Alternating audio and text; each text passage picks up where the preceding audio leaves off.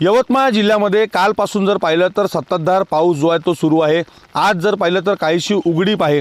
या संततधार पावसामुळे जर पाहिलं तर अनेक भागांमध्ये शेती पिकामध्ये पाणी जे आहे ते मोठ्या प्रमाणात साचलेलं आहे आणि अनेक ठिकाणी या पावसामुळे जे आहेत ते शेत्या ज्या आहेत ते खरडून गेल्याचं चित्र पाहायला मिळत आहे। साधारणतः गेल्या दीड महिन्यापासूनचा जर पावसाचा आकडेवारी जर पाहिली तर 1200 हेक्टरपर्यंत शेती पिकाचं जे आहे ते नुकसान या ठिकाणी झालं असल्याची माहिती आहे। सोबतच या ठिकाणी जर पाहिलं तर 167 घरांची पडझड देखील या ठिकाणी झालेली आहे। यंदाचा पाऊस जो आहे हा सुखदायी ठरणार असल्याचं सांगितलं जात आहे। आज जर पाहिलं तर हवामान खात्याच्या वतीनं ऑरेंज अलर्ट जो आहे तो यवतमाळ जिल्ह्यामध्ये सांगितला आहे आणि त्यानुसार जर पाहिलं तर रिमझिम पाऊस जो आहे त्या पावसाला जे आहे ती सुरुवात झालेली आहे। मागील वर्षीच्या तुलनेत यावर्षी समाधानकारक स्थितीत पाऊस जो आहे तो सांगितला जात आहे आणि या समाधानकारक पावसामुळे शेतकऱ्यांना मोठा समाधान जे आहे शेतकऱ्यांना ते मिळणार आहे।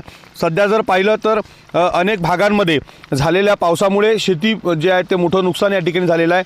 कापूस उत्पादक शेतकऱ्यांचा हा संपूर्णतः परिसर आहे आणि या ठिकाणी जर पाहिलं तर अनेक शेत्यांमध्ये पाणी जे आहे ते मोठ्या प्रमाणात या ठिकाणी साचलेलं आहे। या संततधार पावसामुळे शेत्यासुद्धा अनेक ठिकाणी खरडून गेल्याचं चित्र आपण पाहायला मिळत आहे। सरकारकडे या संपूर्ण खरडून गेलेल्या शेतीची पंचनामे करून मदत शेतकऱ्यांना द्यावी हीच मागणी केली जात आहे।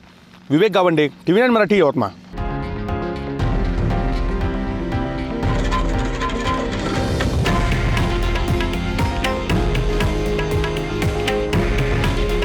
हे आहे देशातील नंबर 1 न्यूज नेटवर्क आणि आपण पाहत आहात TV9 मराठी।